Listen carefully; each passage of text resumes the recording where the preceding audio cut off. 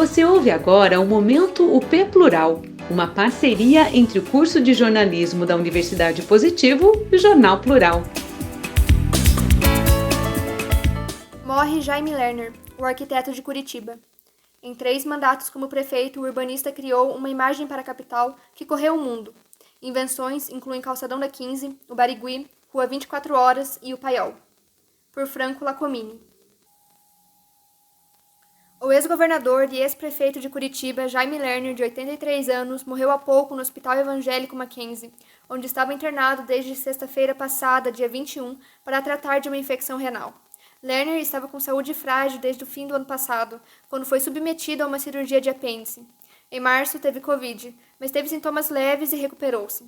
Jaime Lerner foi prefeito de Curitiba por 3 mandatos, de 1971 a 75, de 1979 a 84 e de 1989 a 92, e governador do Paraná, de 1995 a 2002.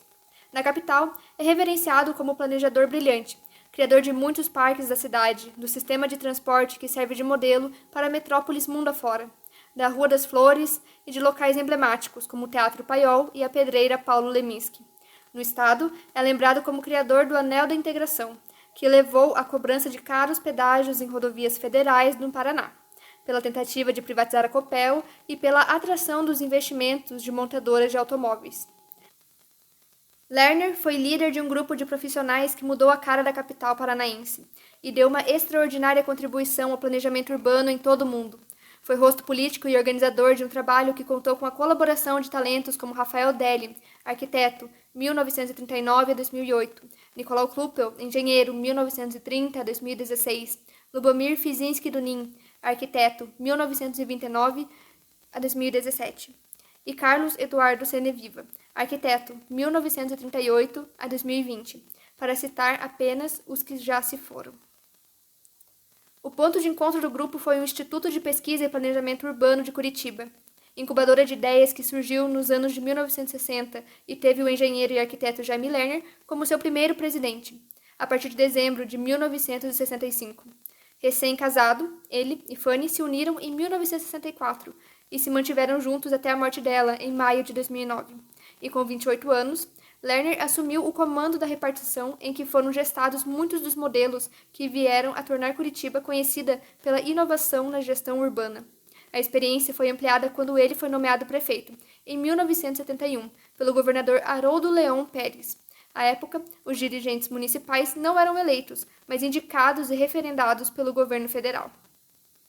À frente de uma equipe que incluía diversos profissionais de esquerda, Lerner dizia não saber por quanto tempo poderia trabalhar sem sofrer algum tipo de represália. Por isso, agiu de forma rápida, produzindo transformações intensas em pouco tempo. Nesse sentido, é significativa a criação do calçadão da Avenida Luiz Xavier, no centro da cidade. As ruas foram interditadas em um fim de semana e toda a obra foi feita em 48 horas, em 1972, para evitar que as reclamações de comerciantes da região impedissem a sua realização. As queixas vieram, mas, em tempo, o calçadão tornou-se ponto turístico, permitindo, inclusive, a expansão do calçamento. Ganhou o nome não oficial de Rua das Flores, designação antiga do local no século XIX, reavivada pela presença de quiosques de floriculturas e por floreiras nas calçadas. Lerner mostrou-se um adversário da livre circulação de automóveis, um paradigma da mobilidade até então. Em vez de avenidas largas para automóveis, marca registrada em Brasília, por exemplo, defendia a circulação a pé. Abre aspas. O carro é o cigarro do futuro, fecha aspas, disse em entrevista ao diário espanhol El País em 2018. Abre aspas. Vai desaparecer em quase todas as partes. Se é preciso continuar fabricando carros para gerar empregos, será para viagens e lazer, não para as cidades. Não há futuro urbano se a cidade depende de veículos particulares, fecha aspas. Por isso, a ênfase de Curitiba tem sido, desde os anos de 1970, para o transporte urbano. Primeiro, com os corredores exclusivos para ônibus expressos, a partir de 1974. A capacidade do sistema foi sendo ampliada, com novos terminais, ônibus articulados e biarticulados e novas linhas, como Interbairros e os Ligeirinhos. Outra marca das gestões de Lerner foi a capacidade de transformar áreas potencialmente complicadas em espaços privilegiados. Foi assim que um lago concebido para contenção de enchentes se tornou o Parque Barigui.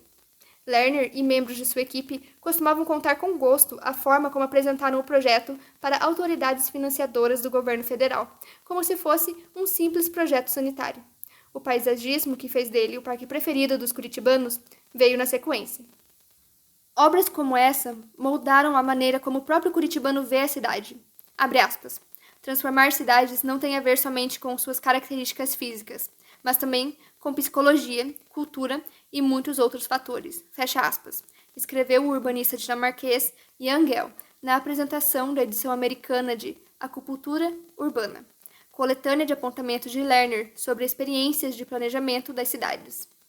Nascido na confluência de culturas, filho de imigrantes judeus poloneses, criado na rua Barão do Rio Branco, formado em engenharia em 1961 e arquitetura em 1964 pela UFPR, Lerner foi o tradutor dessa Curitiba. Depois de 2 mandatos biônicos, Lerner, então filiado do PDT de Leonel Brizola, enfrentou as urnas em 1985, na primeira eleição direta desde o golpe de 1964. A eleição deu início a uma das maiores rivalidades políticas do Estado, entre ele e Roberto Requião, do PMDB. Requião obteve 227 mil votos contra 208 mil de Lerner. No ano seguinte, foi candidato a vice-governador na chapa do ex-deputado José Alencar Furtado. A volta por cima veio em 1988. Lerner havia transferido o título de eleitor para o Rio de Janeiro, onde atuava na equipe do governador Brizola. Há 4 meses das eleições, mudou o domicílio eleitoral. Embora a lei exigisse 1 ano de registro para candidatar-se, ele foi beneficiado pela promulgação da Constituição de 1988, que reduziu esse prazo. Com uma decisão favorável do Tribunal Superior Eleitoral, entrou na corrida pela prefeitura a 12 dias do pleito. Para viabilizar sua candidatura, renunciaram à disputa Algaci Túlio, do PDT, que se tornou candidato a vice, Ayrton Cordeiro, do PFL, e Enéas Faria, do PTB. Em 15 de novembro daquele ano, Lerner foi eleito com 326 mil votos, contra 198 mil no segundo colocado, o ex-prefeito Maurício Fruit, do PMDB. Em seu primeiro mandato como prefeito eleito pelo voto popular, Lerner trouxe algumas inovações bem-sucedidas. Uma delas foi o programa Câmbio Verde, em que famílias cadastradas poderiam trocar lixo reciclável por alimentos. Também é desse mandato a criação do Jardim Botânico, a Pedreira Paulo Leminski e a Ópera de Arame, locais que se tornaram símbolos de Curitiba, junto com a fama de capital ecológica. O sucesso da gestão na prefeitura o credenciou a candidatar-se ao governo do estado. Em disputa contra Álvaro Dias, em 1994, Lerner obteve 2 milhões de votos, contra 1,45 milhão de Dias. Na campanha de reeleição, já filiado ao PFL, bateu Requião por uma diferença de 250 mil votos. Os mandatos no governo foram caracterizados por uma busca de industrialização, em especial pela atração de indústrias, com importante participação de incentivos estatais. Os contratos com a Renault, Audi, Volkswagen e Chrysler em empresas de motores resultaram em investimentos de quase 3 bilhões de dólares. O segundo mandato incluiu a privatização do Banco do Estado do Paraná, vendido para o Itaú em 2000, a venda de uma parcela da Sanepar para um grupo de investidores privados e a criação de mecanismos para viabilizar a venda da Copel, além da concessão de rodovias à iniciativa privada. O caso da Sanepar e da Copel foram revertidos ao longo das gestões de seu sucessor, Roberto Requião. Os contratos das concessionárias do pedágio vencem neste ano, de 2021. O fim do período no Palácio Iguaçu teve momentos tensos, como os protestos contra a privatização da Copel e a morte de um trabalhador sem terra em um confronto com a polícia em Campo Largo, além de greves de professores das universidades estaduais. Já no governo de Roberto Requião, 5 comissões parlamentares de inquérito foram abertas na Assembleia Legislativa para investigar atos relacionados com a sua administração. As CPIs do pedágio, do Benestato, da Copel, do Paraná Cidade e dos Jogos da Natureza. Nenhuma delas chegou a apontar irregularidades formais do ex-governador ou de seus assessores diretos.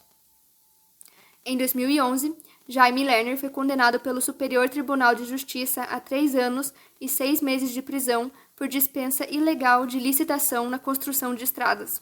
A pena, entretanto, foi considerada prescrita por ele por ter mais de 70 anos de idade. Fora das disputas eleitorais, desde que deixou o governo, Lerner dedicou-se a seu escritório de arquitetura e à apresentação de palestras e consultorias em diversos locais no mundo. Foi presidente da União Internacional de Arquitetos entre 2002 e 2005. Projetos inspirados em suas realizações em Curitiba foram implantados em cidades como Rio de Janeiro, Bogotá, Los Angeles, San Juan de Porto Rico e Istambul. Ele deixa as filhas Andréia e Ilana. Essa locução foi realizada por Sabrina Cardoso, aluna do 5º período de jornalismo da Universidade Positivo. Você acabou de ouvir o Momento P Plural, uma parceria entre o curso de jornalismo da Universidade Positivo e o Jornal Plural.